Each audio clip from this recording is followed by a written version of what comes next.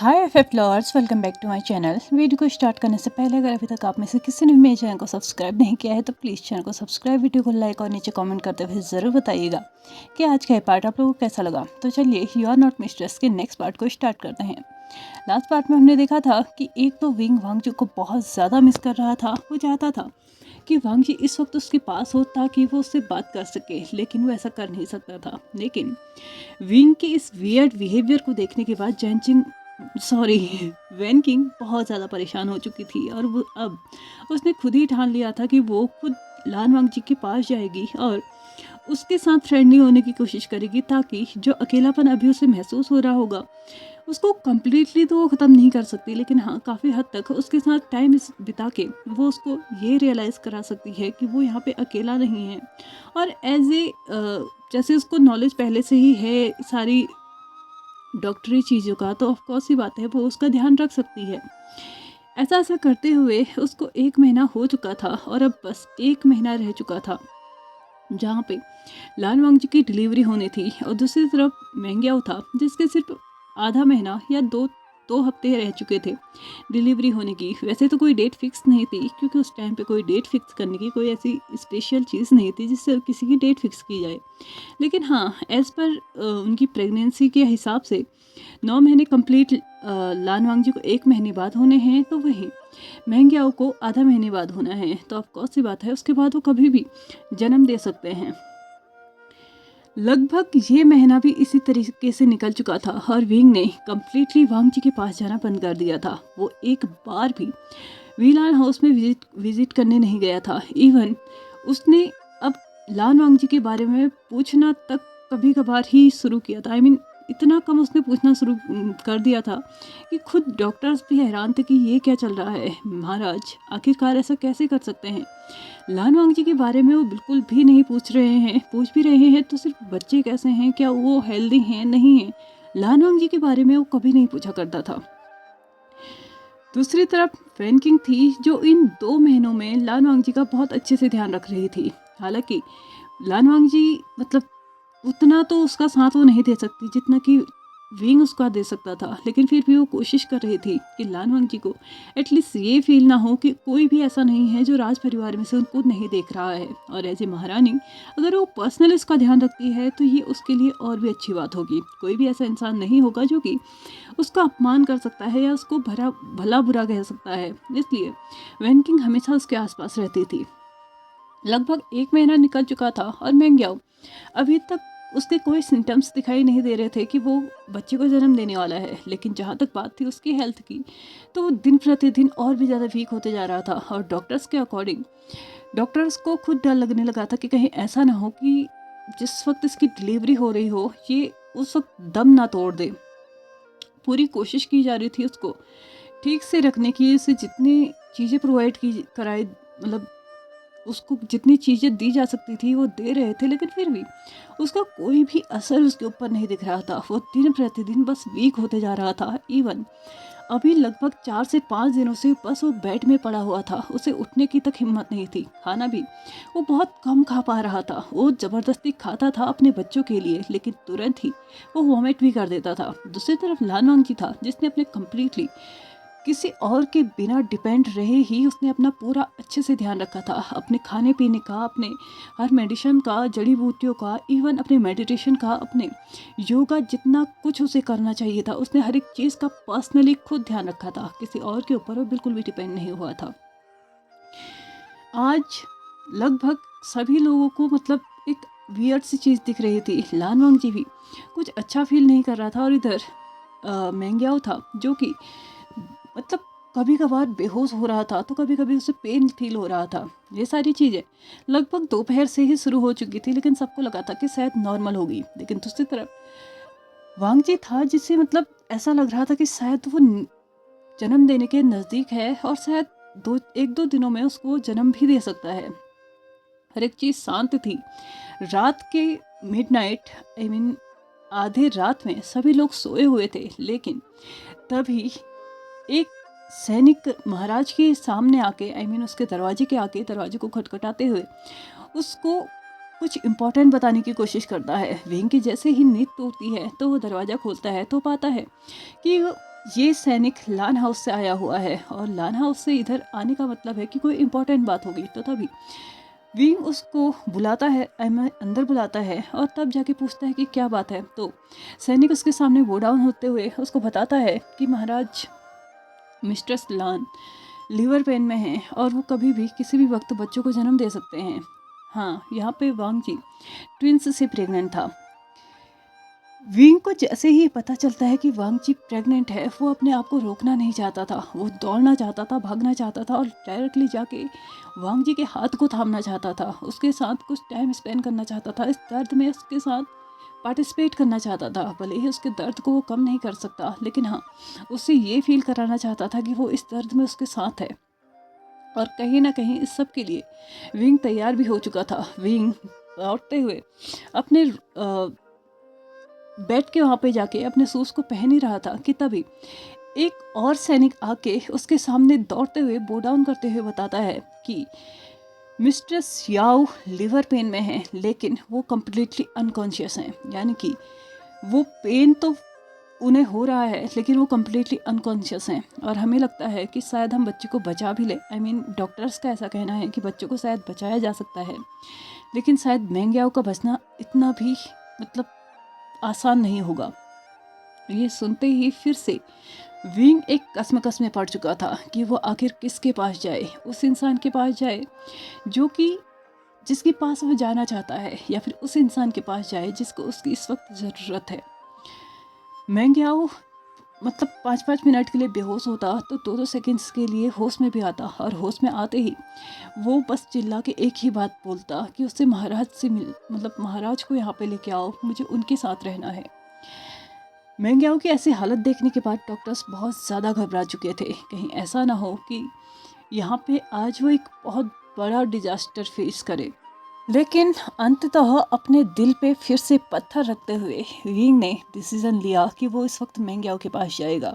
और वैसे भी लान वांग जी के पास जाना मतलब फिर से किसी बेगुनाह की बलि चढ़ा देना, और हो सकता है कि कहीं ना कहीं इसका खामियाजा लान वांग जी को ना भुगतना पड़ जाए। वो नहीं जानता था कि कौन सी ऐसी उसका ऐसा कौन सा एक्शन होगा जो लास्टली लान वांग जी को ही हार्म करके मानेगा। इसलिए वो अब खुद को फिर से स्ट्रॉन्ग करते हुए लान वांग जी के पास ना जाते हुए वो मेंग्याओ के पास पहुंचता है। वहाँ पर जाके वो देखता है कि मेंग्याओ पूरी तरीके से सना हुआ था पसीने में। वो अपनी आंखें भी मुश्किल से खोल पा रहा था और 2 सेकंड्स के बाद वो कम्प्लीटली फिर से बेहोश हो चुका था। और ये देखने के बाद जब विंग डॉक्टर से पूछता है तो डॉक्टर ने बताते हैं कि ऐसी हालत में बच्चे को जन्म दे पाना इनकी हालत इनके बस से बाहर है। लेकिन अगर बच्चे को टाइम पे बाहर नहीं निकाला गया तो बच्चा अंदर मर सकता है। इस बात को लेके विंग भी घबरा चुका था। लेकिन लगभग 2 मिनट के बाद फिर से मेंग्याओ होश में तो आया, लेकिन फिर से उसने कुछ चंद शब्द कह के अपने आंखों को बंद करना ही सही समझा और इसी के साथ वो फिर से बेहोश हो चुका था। पूरी तरीके से बातों को समझ लेने के बाद फाइनली वी हीलर्स ये डिसाइड करते हैं कि वो एक ऑपरेशन करेंगे जो कि इससे पहले कभी नहीं हुआ है, लेकिन हाँ, वो ट्राई ज़रूर करना चाहेंगे। अगर बच्चे को बचाना है तो ये करना होगा। मेंग्याओ की जान की वैसे भी उनको कोई श्योरिटी नहीं है कि वो बच पाएगा या नहीं बच पाएगा, लेकिन हाँ, बच्चे को बचाना है तो हमें ये करना होगा।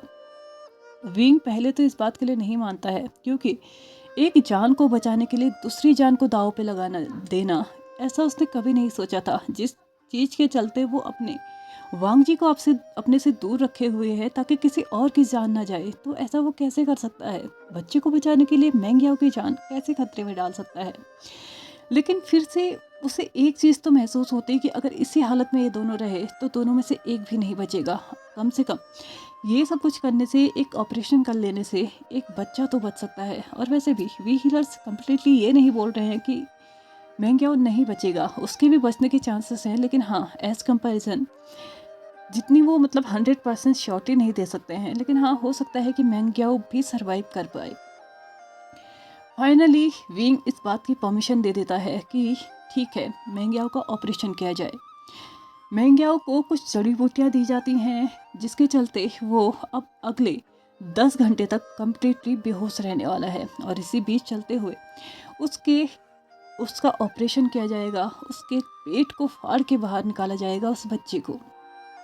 इस प्रोसीजर को देखने के लिए विंग वहाँ पे नहीं रहना चाहता था, इसलिए वो अपने रूम में वापस आ गया। लेकिन जैसे ही वो रूम में वापस आया तो उसने देखा कि सामने गुस्से से भरी वैन किंग खड़ी थी, क्योंकि दूसरी तरफ वैन किंग अभी अभी लान हाउस से आई थी और वहाँ पे 2 बच्चों ने जन्म ले लिया था। लेकिन विंग को वहाँ पे ना देख के कहीं ना कहीं लान वांगजी बहुत ज़्यादा डिसअपॉइंट हुआ था, और इस सब को अपने माइंड में इस तरीके से उसने भर लिया था कि वो भी अभी बेहोश हो चुका था। वैसे तो डॉक्टर के हिसाब से नॉर्मल था, किसी भी बच्चे को जन्म देने के बाद उसका बेहोश होना नॉर्मल है। लेकिन हाँ, एक्चुअल रीज़न ये नहीं था उसका बेहोश होने का। उसका बेहोश होने का रीज़न था उसके माइंड में चल रहा स्ट्रेस, उसके माइंड में चल रही बातें, उसके माइंड में चल रही वो घुटन जो कि वो न जाने कब से महसूस कर रहा है। लगभग 9 महीनों से उसने अपने अंदर जो घुटन छुपा के रखी थी, आज वो बेहोशी के जरिए बाहर तो निकल चुकी थी, लेकिन किसी को पता नहीं चल पाया था कि वो बेहोश हुआ, मतलब किस वजह से हुआ है। जैसे ही विंग अपने रूम में वापस पहुंचता है तो वो सामने गुस्से से लाल पीली वैन किंग को देखता है, और वो वैन किंग के पास जाते हुए उससे पूछता है कि महारानी इस वक्त यहाँ क्या कर रही हैं। तो वैन किंग आंसर करते हुए बोलती हैं कि एटलीस्ट अभी तो तुम मुझे महारानी मत बोलो, क्योंकि इस कमरे के अंदर कोई भी नहीं है और सैनिक भी बाहर कोई तैनात नहीं है जो तुम्हें सुनते हुए, मतलब बोलते हुए सुनेंगे। एटलीस्ट अभी तो तुम मुझे वैन किंग बोल सकते हो विंग। इसी के साथ वैन किंग अपना गुस्सा और आगे निकालते हुए बोलती है, क्या तुम्हें नहीं पता है कि अभी अभी क्या हुआ है। तो विंग वैन किंग से पूछता है कि क्या हुआ है। तो वैन किंग चिल्लाते हुए बोलती है, तुम अभी अभी 2 बच्चों के बाप बने हो विंग, और तुम यहाँ क्या कर रहे थे। क्या तुम्हें महसूस नहीं हुआ कि तुम्हें एक बार भी उनके पास जाना चाहिए। जो इंसान तुम्हारे बच्चों को जन्म देने वाला है वो अकेले इस सिचुएशन से कैसे लड़ रहा होगा। क्या तुमने इस बारे में एक बार भी नहीं सोचा।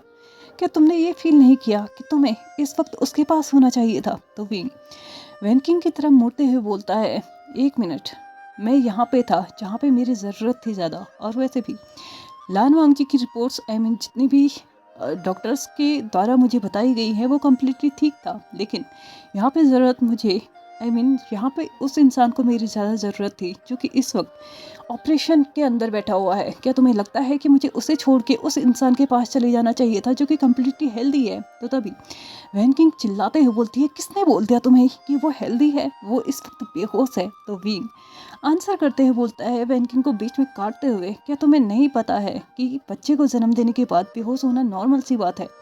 कि एक डॉक्टर होते हुए तुम्हें नहीं पता होना चाहिए कि ये सिचुएशन नॉर्मल है। तो तभी वैन किंग आंसर करते हुए बोलती है, क्या तुम्हें लगता है कि मुझे कुछ नहीं पता है। वो नेचुरली बेहोश नहीं हुआ है, उसके अंदर चल रहा स्ट्रेस ने उसे आज बेहोश किया है। और अगर उसे कुछ हो जाता है ना विंग, तो तुम जिंदगी भर पछताते रहोगे, क्योंकि अभी अभी मैं उसका चेकअप करके आ रही हूँ और मुझे नहीं पता वो कब तक बेहोश रहने वाला है। और अगर वो ज़्यादा टाइम तक बेहोश रहा तो सोचो तुम्हारे बच्चों का क्या होगा, जो कि इतने छोटे से हैं और अभी उन्हें खाने की ज़रूरत है, लेकिन जो उन्हें फीड करा सकता है वो इंसान इस वक्त बेहोश है। क्या तुमने कम से कम अपने बच्चों के बारे में तो सोचा होता विंग। एटलीस्ट उस वक्त भी तुम उसके पास होते हैं तो शायद सिचुएशन ऐसी नहीं होती। विंग को ये सबको सुनने के बाद कि लान वांगजी क्यों बेहोश हुआ है, ये सच में उसके दिल के 1000 टुकड़े करने के लिए काफ़ी था। लेकिन हाँ, उसे एक और चीज़ कंफर्म थी कि उसने जितने भी वी हीलर्स को लान वांगजी की खिदमत में लगाया है वो बहुत ज़्यादा काबिल हैं। और जहाँ तक बात रही स्ट्रेस की, तो उसका विंग कुछ नहीं कर सकता। अगर वो ऐसा करता है तो किसी के स्ट्रेस को कम करने के लिए किसी की ज़िंदगी को तबाह कर देना, यहाँ तक कि खुद उस इंसान की ज़िंदगी को तक दाव पे लगा देना, वो इतनी बड़ी कीमत नहीं चुकाना चाहता। इसलिए लान वांगजी को इससे तो डील करना ही होगा। विंग फिर से इस बात पे कम्प्लीटली साइलेंट था, और वैन किंग इस बात से बिल्कुल डिसअपॉइंटेड थी कि विंग को अभी तक कोई फर्क नहीं पड़ा। अभी तक इस विंग ने भागते हुए लान वांगजी के पास पहुंच जाना चाहिए था, लेकिन यहाँ पे ये फिर से कुछ सोचों में डूबा हुआ यहीं पे खड़ा है, और न जाने इसके दिमाग में कब ये घुसेगा कि इसको वहाँ पे जाना चाहिए। लेकिन शायद वैन किंग को भी ये फील हो चुका था कि अब विंग को समझाना उसके बस की भी बात नहीं है। उसने भी अपने कदमों को बिना कुछ आगे बात कही अपने कदमों को उस रूम से बाहर किया और खुद को लैन हाउस की तरफ बढ़ा दिया। वहाँ पे जाने के बाद वैन किंग ने खुद पर्सनली लान वांगजी का ध्यान रखना स्टार्ट कर दिया, साथ ही साथ बच्चों का भी उसने ध्यान रखना स्टार्ट कर दिया। वो बच्चे भूख से रो रहे थे, लेकिन कुछ किया नहीं जा सकता था। उन्हें नॉर्मली जो बाहर का दूध होता है वो तो पिलाया जा रहा था, लेकिन फिर भी माँ का दूध एक माँ का ही होता है। जिस इंसान ने तुम्हें जन्म दिया है उस इंसान का ही दूध तुम्हें चाहिए होता है उस वक्त जब तुम्हारे पेट में आग लगी होती है। उन छोटे से बच्चों को क्या पता है कि इस वक्त ये दूध कैसा है, लेकिन हाँ उन्हें ये ज़रूर पता है कि इसमें वो मिठास नहीं है जो कि उन्हें चाहिए थी, जो कि उनकी भूख को शांत कर सकती थी। दूसरी तरफ 1 घंटे के बाद फाइनली एक वी हीलर्स में से ही एक छोटा मतलब जो सबसे जूनियर हीलर था वो विंग के पास जाके उससे बताता है कि मेंग्याओ का ऑपरेशन हो चुका है। मेंग्याओ ने एक बेबी गर्ल को जन्म दिया है और साथ ही साथ वो भी अभी कम्प्लीटली ठीक है, लेकिन उसे होश कब तक आएगा इसका कुछ कहा नहीं जा सकता। दूसरी तरफ सैनिकों के द्वारा विंग को भी ये पता चल चुका था कि लान वांगजी ने 2 बॉयज़ को जन्म दिया था। लगभग 8-9 घंटे निकल चुके थे। वांगजी को तो होश आ चुका था, लेकिन मेंग्याओ अभी तक बेहोश था।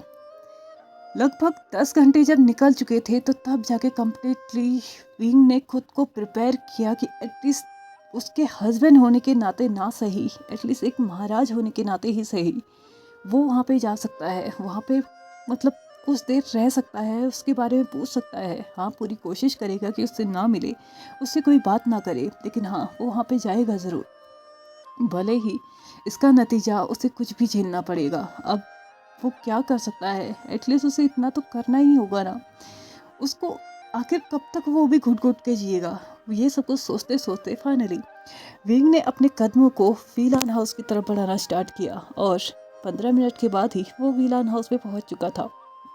वहाँ पे पहुँचते ही एक दासी वांग जी के पास आते हुए उसे बताती है कि महाराज आ रहे हैं। तो विंग के आने का जो संदेश था ना वो पाते ही वांग जी ने बच्चों को बेड में वैसे ही रख लिया और अपना खुद दूसरे रूम में जाके बैठ गया, क्योंकि वो विंग से इतना गुस्सा हो चुका था कि अब सच में वो उसकी शक्ल नहीं देखना चाहता था। विंग ने जैसे ही कमरे के अंदर अपने आप को एंटर किया तो देखता है कि रूम के अंदर बस बच्चे हैं, वांग जी वहाँ पे नहीं हैं।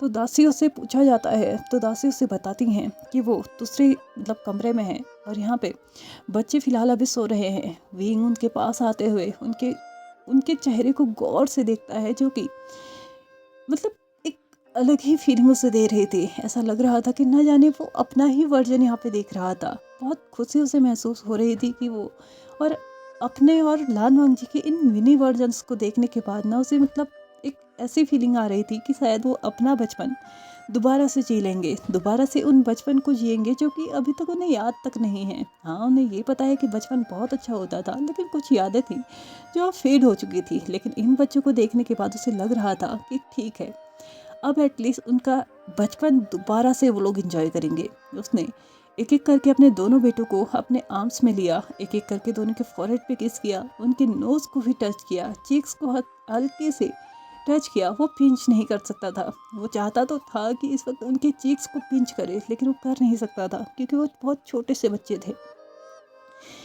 उनके साथ लाड प्यार लड़ा लेने के बाद जब वी हीलर्स वहाँ पे फिर से आते हैं लान वांग जी को चेक करने के लिए, तो तब विंग व्हील हीलर से पूछता है कि क्या बच्चे ठीक हैं। ये सुनने के बाद लान वांग जी बहुत अजीब सा फील करने लगा था। क्या सच में सिर्फ बच्चों के अलावा इसे का और किसी की चिंता नहीं है, क्या इसे मेरी कोई चिंता नहीं है। तो तभी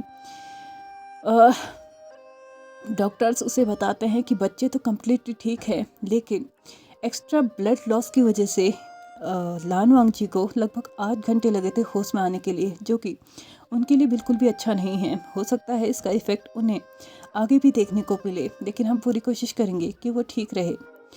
विंग ने यहाँ पे एक हल्का सा नोट किया था उस डॉक्टर के लिए, लेकिन वांग जी ने कोई भी शब्द नहीं सुने, तो इसकी वजह से उसे बस ऐसा फील हो रहा था कि डॉक्टर ने जो भी उसके बारे में बताया ना, विंग के लिए उसका कोई भी मैटर नहीं था। उसके लिए तो उसके बच्चे ठीक ठाक उसके सामने हैं तो यही बहुत है। लान वांग जी है या नहीं उसके लिए कोई फ़र्क नहीं पड़ता है। लेकिन लान वांग जी को कौन समझाए कि विंग की लाइफ में जितना इम्पोर्टेंट वो है, शायद उसकी खुद की जान भी उतनी कीमती नहीं हो सकती है। खैर ये इनका पर्सनल मैटर है, इन्हें सुधारना है नहीं सुधारना है ये खुद डिसाइड कर ले, लेकिन अभी टाइम हो चुका है हमारा इस पार्ट को यहीं पे ख़त्म करने का। तो चलिए फ्रेंड्स, आज की इस बात को हम यहीं पे ख़त्म करते हैं। वीडियो पसंद आई हो तो please like share subscribe and comment करते हुए जाएगा। Thank you so much for watching my video and bye bye.